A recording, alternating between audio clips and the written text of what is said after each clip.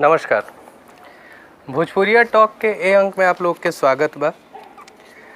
आज हमनी के चर्चा करे वाला बानी जा एगो आर्टिकल पढ़त रही काल, एगो अखबार में आइल रहे कि एक अफ्रीका में देश बा सूडान। कंफ्यूज निखे हो गए कि सूडान और साउथ सूडान अलग अलग कंट्री बा, अलग अलग देश बा। तो सूडान जोना के राजधानी बा खार्तूम, एगो अफ्रीकन देश बा। ओइजा से जौन एगो बहुत पुरान प्रथा रहे, ओह प्रथा के ख़त्म कर देवल गइल बा, ओह प्रथा के क्रिमिनलाइज कर देवल गइल बा, माने अब गैर कानूनी ओकरा कर देवल गइल बा। ठीक बा। और उ प्रथा जो रहे उ महिला समाज खातिर बहुत ही खराब प्रथा रहे, बहुत ही एक तरीका से रुआ कह सकतनी दर्दनाक प्रथा रहे। ओह प्रथा के जौन अंग्रेजी में नाम बा ओकर नाम बा FGM। FGM के मतलब होला फीमेल जेनाइटल म्यूटिलेशन।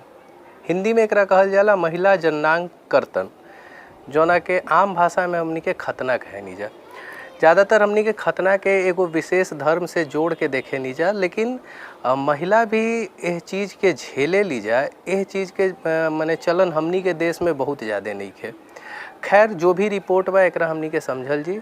जे भी लोग हमार वीडियो देखत जा सब कोई के प्रणाम बा। तो सबसे पहले समझी जा कि हमनी के जोन एकर शुरुआत बा ओकरा समझे के बा कि जोन फीमेल जेनाइटल म्यूटिलेशन होला, महिला जननांग कर्तन, एकरा कहल का जाला।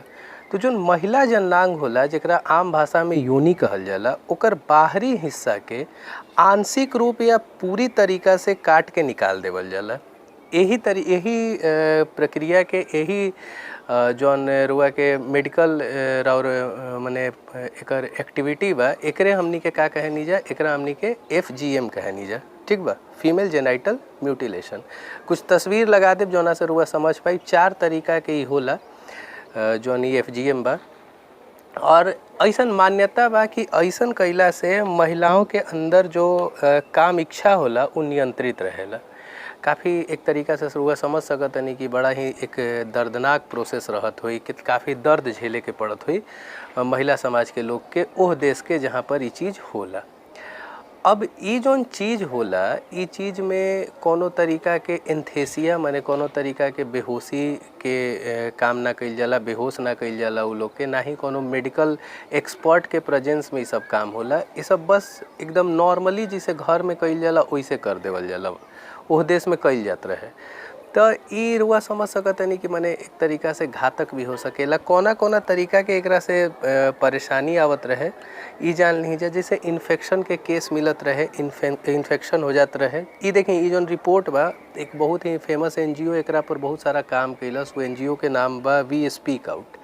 2018 में एगो रिपोर्ट प्रकाशित कैले रहे। उहे रिपोर्ट के आधार पर हम आप लोग के सब बात बतावतनी। काहे कि जो क्रिमिनलाइज कइल गइल बा सूडान में, ये प्रथा के बंद कर देवल गइल बा, ई चीज़ तो नया बा, माने 2 दिन पहले के रिपोर्ट है।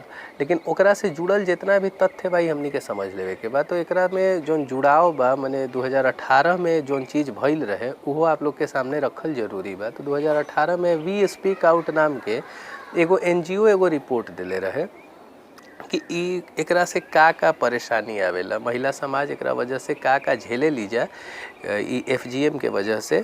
जैसे कि एगो इन्फेक्शन के दिक्कत होला। मान ली कि अगर ई जोन कटाई छटाई के काम बस साधारण ब्लेड या छुरी से ही कर दियाला। हम तस्वीर लगा देब जना से रुआ के समझ में आ जी। ये जोन FGM होला ब्लेड या छुरी से ही कर देवल जाला, वो भी घर पे ही, बिना कोनो मेडिकल जोन प्रिकॉशन कहल जाला उ ले। ठीक बा, बिना कोनो चिकित्सीय जो भी तरीका के प्रिकॉशन बा वो सब के व्यवस्था के बिना ही कर देवल जाला। तो एकरा में दिक्कत का आवेला कि हो सकेला इन्फेक्शन आ जाए, काहे कि ब्लेड उलेड के प्रयोग होता, खून निकलता तो इन्फेक्शन आ जाला। ओकरा बाद महिला समाज के जो जिनका साथ भी ऐसा चीज़ हो जाला, जिनकर भी खतना हो जाला या FGM जिनका साथे हो जाला, उ इस चीज़ के जीवन भर झेले ली जा। जैसे कि पेशाब करते समय दर्द के महसूस कइल जाला। ओकरा बाद UTI के समस्या, बहुत सारा इन्फेक्शन, यूटेरस के इन्फेक्शन तक हो जाला।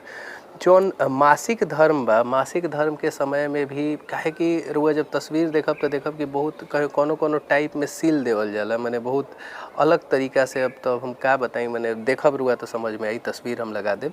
तो ओकरा में जौन मासिक धर्म बा ओकरा में भी ओह दौरान भी बहुत खतरनाक तरीका के दर्द लोग महसूस करेली जा। ओकरा बाद प्रसव के समय में, मतलब डिलीवरी होके के समय में जौन बच्चा होके वाला समय रहेला ओह में भी बहुत ज़्यादा कठिनाई आवेला। ओकरा बाद जौन शारीरिक संबंध बनावे के समय में भी उ लोग के बहुत सारा कठिनाई झेले के पड़ेला। और मान ली कि एह तरीका के परेशानी से, एह तरीका के चीज़ होखता तो कोई के भी मानसिक संतुलन जौन बा उ असंतुलित हो जी। तो ई तो मान ली एगो सामान्य चीज़ बा कि कोई भी अगर हुआ शरीर में कोनो चीज़ के परेशानी बा तो हुआ एगो मानसिक तनाव में रहे लगा, मानसिक रूप से असंतुलित हो जी। तो ये सब परेशानी बा। अब जौन यूनाइटेड स्टेट बा, सॉरी यूनाइटेड नेशन बा, यूनाइटेड नेशन संयुक्त राष्ट्र एगो एस्टिमेट कैलस कि 87% जो सूडान की महिला, सूडान देश की जो महिलाएं हैं उस जो ये यूनाइटेड नेशन का एस्टिमेट था कि जो 87% महिलाएं बानी जा ओइजा के सूडान के, उ लोग के साथे FGM हो चुकल बा। माने लगभग रुआ मान के चली कि 10 में 9 महिला ऐसन बाड़ी जा जिनका साथे ई महिला जननांग कर्तन उनका साथे भइल बा, ठीक बा। और ऐसा नहीं कि खाली यही सब देश में होला, सूडान, इजिप्ट, नाइजीरिया, जिबूटी और एशिया के भी बहुत सारा देश बा जो हमनी के कंटिनेंट बा, जो में भारत बा, जो हमनी के महाद्वीप बा, ओकरा में भी बहुत सारा ऐसा देश बा जहाँ पर कि FGM होला। तो ई तो मान ली कि एगो देश के रिपोर्ट रहे, बहुत अच्छा फैसला लेवल गई बा सूडान के सरकार के तरफ से कि यह चीज़ के क्रिमिनलाइज कर देवल गई। लेकिन कोई भी कानून बने और लागू होखे में और पालन होखे में बड़ा समय लग जाला। जैसे कि हमनी की यहाँ जौन भ्रूण हत्या बा, जौन लिंग जांच करावल जात रहे, ठीक ना, लिंग जांच करा के पेटे में आदमी पता कर लेते रहन कि लड़का है कि लड़की, लड़का भी है, लड़का बा कि लड़की भी है, ओकरा बाद भ्रूण हत्या हो जाते रहे। तो यह चीज़ के कानूनी रूप से प्रतिबंधित कर देवल गई बा। लेकिन आज भी चोरी छुपका ये सब चीज़ आदमी पता कर लेते वन। तो ये जौन कोई बुरा कुरीति या बुरा प्रथा बा ओकरा खिलाफ में कानून आवल आ ओकर पालन होखल, एह दोनों में बड़ा फर्क रहेला।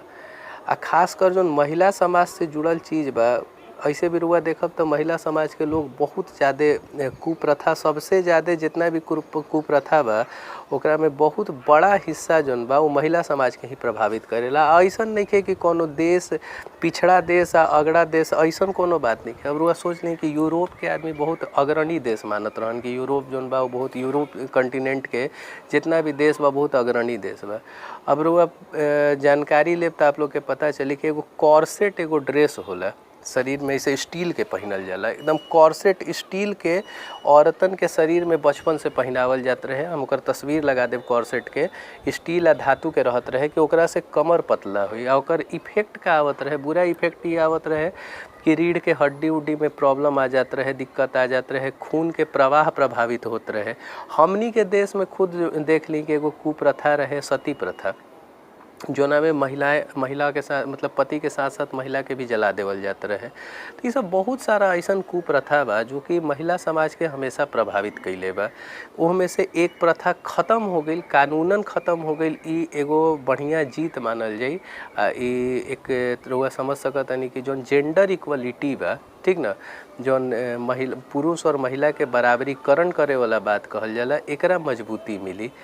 ई एगो रिपोर्ट हमरा अच्छा लगल, आप लोग के साथे हम साझा कैनी। वीडियो अच्छा लगी तो लाइक करब, शेयर करब, सब्सक्राइब करब जा। जौन भी चीज़ अगर सलाह राय मशवरा देवे के बाद नीचे कमेंट करके दी जा। कोनो ऐसन टॉपिक जौन आप सब चाहत नहीं जा जौना पर हम एनालिसिस करी, वैसन कोई टॉपिक भी चाहत नहीं जा तो नीचे कमेंट करके बता दी जा। चाहे हमारा व्हाट्सएप नंबर बा 94 725 96 352।